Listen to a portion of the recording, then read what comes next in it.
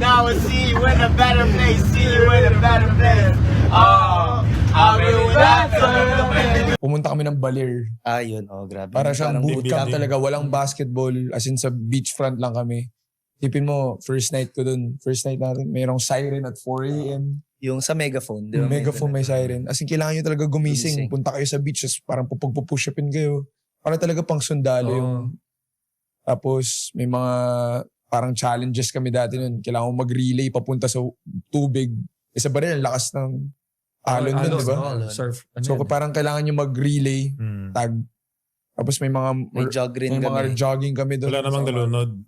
Muntik na. May muntik na. Si Muntik lang. G-Boy. Si G-Boy Babylonia. Delikado yun. Baler is a beach, pero it's parang ayaw namin pumunta din. So, nakatutok na sa amin. Wait. I'm not letting you go. What happened? So, it's a deadly training for 1 week. So, Coach Tab is not your friend during that time. During that duration. For 4 days naman. Kasi last day is happy day na. Because it's heaven na for us. Uwi na kami. Wow. So, Okay. it's a deadly So, training. It's super deadly. para siyang bootcamp, parang short bootcamp na just all out, papatayin kayo ni Coach Tab. Parang gano'n. Yeah. Yeah. Okay. Totoo yun. If tanong nyo sa kanila kapag gusto nila pumunta ng mga Baler, yung mga players sa Ateneo, they will say no. Walang gusto. Okay mga Lods, pag-usapan po natin yung storya ni Rene Baterbonia at saka ni Divine Adili. Now, si Rene po at saka si Divine ay mga college basketball players and sila po ay nasa koponan or nasa team sila ng Ateneo and unfortunately po merong hindi magandang pangyayari ang nangyari sa team building nila. Sabi po ng mga kapulisan, sila daw po ay nalunod doon sa kanilang team building. Ngayon po, sumisigaw ng hustisya number 1 dyan yung kanilang mga pamilya and number 2 dyan, yung mga kanilang fans na sinasabi na meron daw hindi magandang nangyari because sa kapabayaan. So of course tayo hindi naman tayo naninisi or nag-allege ng kahit sino. Ang binabasa lang natin kung ano yung sinasabi ng mga tao and yung sinabi mismo nung nanay nitong si Rene. And yung parents kasi ni Divine hindi wala pa tayong balita sa kanya. Pero again, ang nangyari po kasi is related po doon sa team building nila. Kumbaga under the supervision sila ng Ateneo. Now, gusto ko po munang pakinggan natin yung nanay ni Rene. Nung pumunta kami dito sa Maynila, sabi nila, nakausapin kami nila. Ang nag-orient sila. Hindi talaga nila sinabi na magkakaroon ng training na ganun. Kasi kung sinabi pa lang nila, matanong ko na sa anak ko, kaya mo ba yun?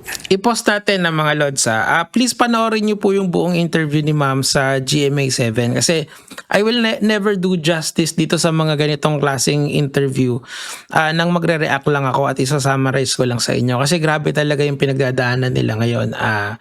Pero ang main point nito kasi hindi nila alam na meron palang ganun klaseng training yung ginawa ni Rene and of course ni Divine nakasama yung mga yung ibang players ng Ateneo kasi ang peg lang nito is team building lang, 'di ba? Karaniwan kasi ako kasi nung araw nung nasa corporate pa ako may team building naman talaga na ibig sabihin mag-outing kayo para lang kumbaga it's more fun kapag ganun eh. Kaso, upon my research, ngayon, gusto ko sanang iparinig sa inyo yung testimonya or yung mga interview ng mga players describing etong team building na to. Okay, so pakinggan muna natin. So, eto po ay galing kay Balayan with GB and RDO.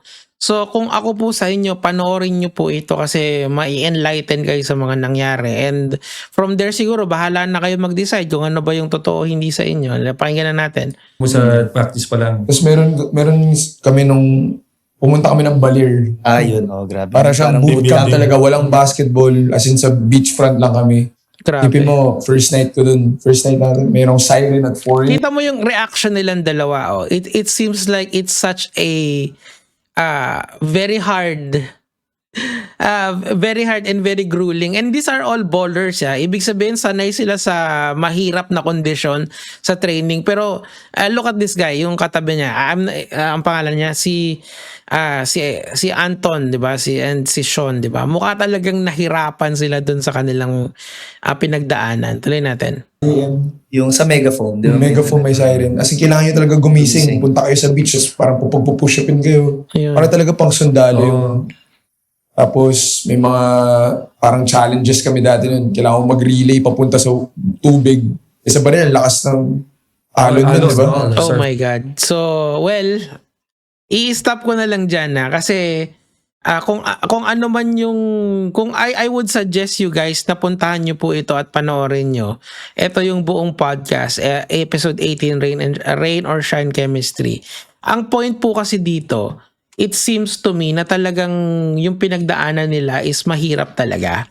Mahirap talaga and it's very well, kakaiba, 'di ba? Kasi kung normal training bootcamp lang naman 'yan ng basketball, you would just say na ito yung alam mo yun, it's run of the mill. Pero it seems like itong training program ni Coach Tab and ng Ateneo is very different, okay? And unfortunately, may incident ang nangyari kasi kailangan kasing ito yung pinaka kicker dito eh.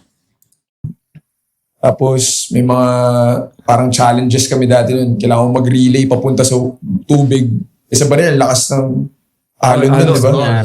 So parang kailangan nyo mag-relay tag. Tapos may mga jogging kami doon. Wala namang galunod. May muntik na si Muntik lang. G-Boy. G-Boy Babylonia. Delikado yun. Ginawa niyo. Tapos meron Well, again, kayo na po ang bahalang humusga. So, meron pa pong mga ibang mga interview na gusto kong ipanood sa inyo para magkaroon kayo ng siguro ng picture dito ano po ba yung mga nangyari. But again, wala po tayong pinagbibintangan dito. It's coming from the players themselves.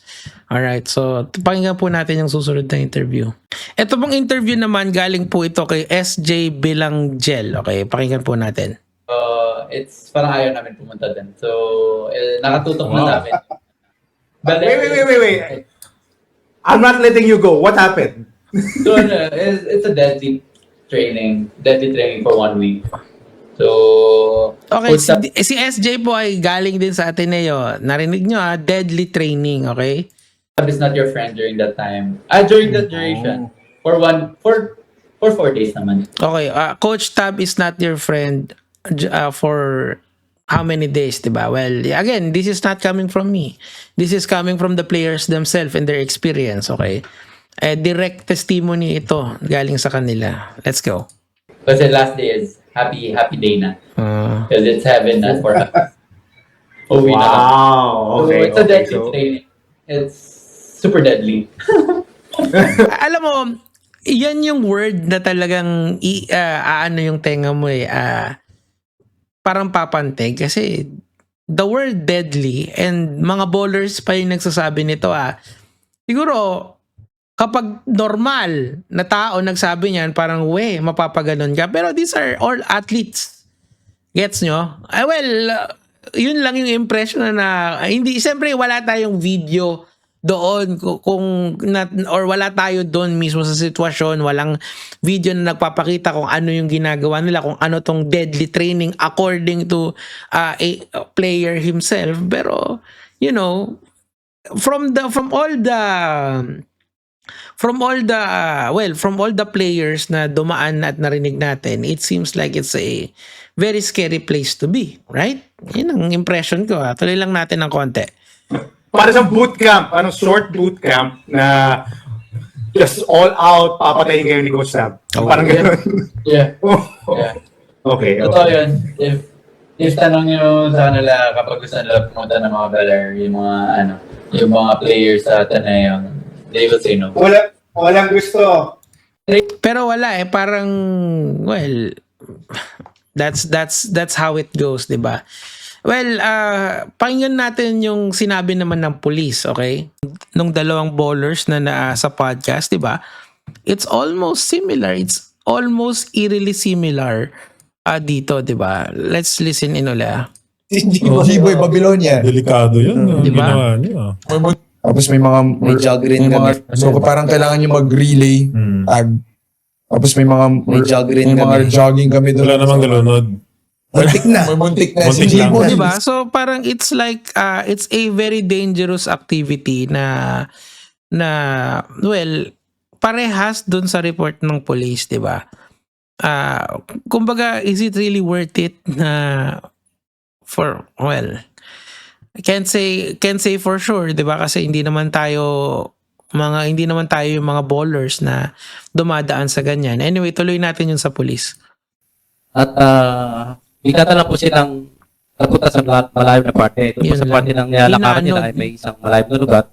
At ito nga po, bigla silang tinangay ng current papunta po sa mas malayo na lugar ng dagat. So,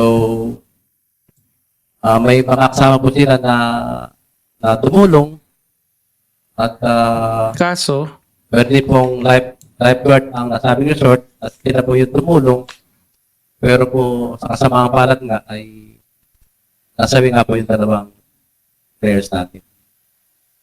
Opo, kasama po yun sa activity nila. At ito po actually ay may mga series na ng ganitong team activity yung grupo na ito.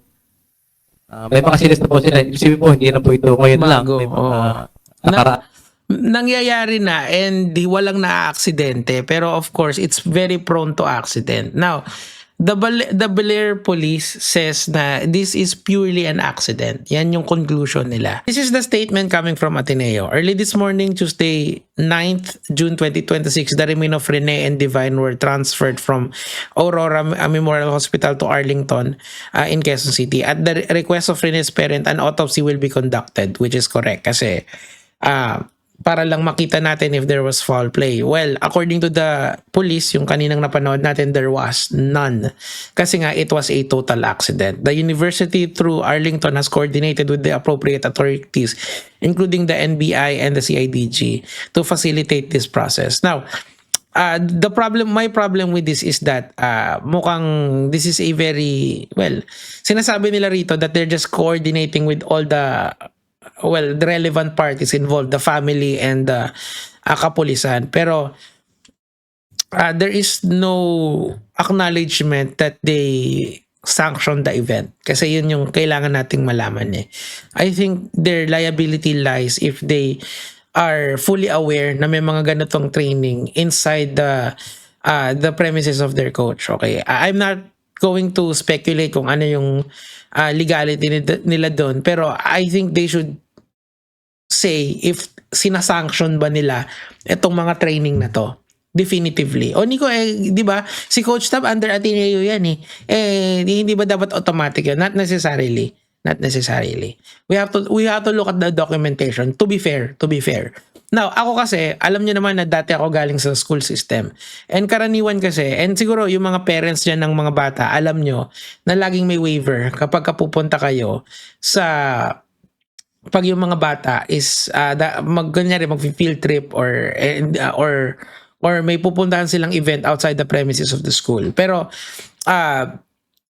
I think there is a concept in law that na the teachers, the parents, the school are acting second in are the literal second parents ng mga bata kapag sila ay pupunta. So why am I applying this concept dito? Kasi the same is true for student athletes. Kasi yun yung tawag kay Rene at saka kay Divine. They are student athletes. So kung ikaw yung locus parentis, of course, if you are acting as the parent of the student athlete, which is essentially a child in the eyes of the law, dapat poprotektahan mo yon, di ba? At all costs. Ibig sabihin, meron bang lifeguards doon?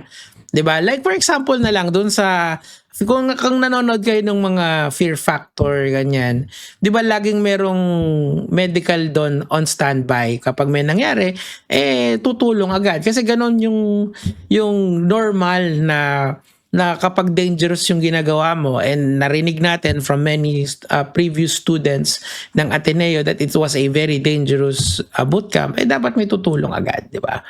So that is what Ateneo needs to say, di ba? Of course, nobody wants to have a tragedy on hand, di ba? Wala naman may gusto na merong mga tao na, well, na maaksidente sa kahit ano namang insidente, di ba? Wala naman may gusto nun. Pero as, you know, second parents in locus parentis, you have to protect your student athletes. Did you do ample? Kasi unfortunately, mga Lods, pasensya na dun sa mga kapatid nating Atenista, binasa ko naman to, and nababasa dyan naman yan. If you're going to base it all on what the police said, totoo naman na accident siya. Pero were there measures to prevent it? That's or at least if an accident happened, meron bang first aid agad, di ba? Yun ang gusto kong malaman dito sa Ateneo, di ba? You would understand if these are normal human beings itong mga to. Ibig sabihin, kung may aksidente sa surfing, tapos hindi ka naman nagte-training, medyo magigets mo pa na pumunta ka dun sa delikadong yun ginusto mo yun Ito kasi, from what I understand, it's part of their boot camp na 4 days of hindi maganda and then 1 day of heaven, di ba? But then again, dun sa 4 days na yun, gets nyo, kung 50-50 ka or 70-30 ka, na delikado yun. Dapat walang ganon, diba? Anyway, ayun yung kailangan nating malaman from Ateneo. There should be accountability through this. Kasi of course, the police would say it was an accident. It is an accident. Nobody wanted that. But were there measures to prevent the accident? That is the question na siguro kayong mga netizens has to bantayan itong mga bagay na to, di ba? Well, ako, in my opinion, kulang yung sagot nitong Ateneo. In my opinion, well, sorry for the word, medyo supot. Okay, supot talaga. Anyway, condolence to the family nung namatayan, and you know, well, doon na lang ako kasi kayo naman ang magsasabi kung ano ba talaga ang tunay at hindi sa inyo. Pero in my opinion, there should be accountability. Kasi hindi biro itong nangyari. Gaya mga Lods.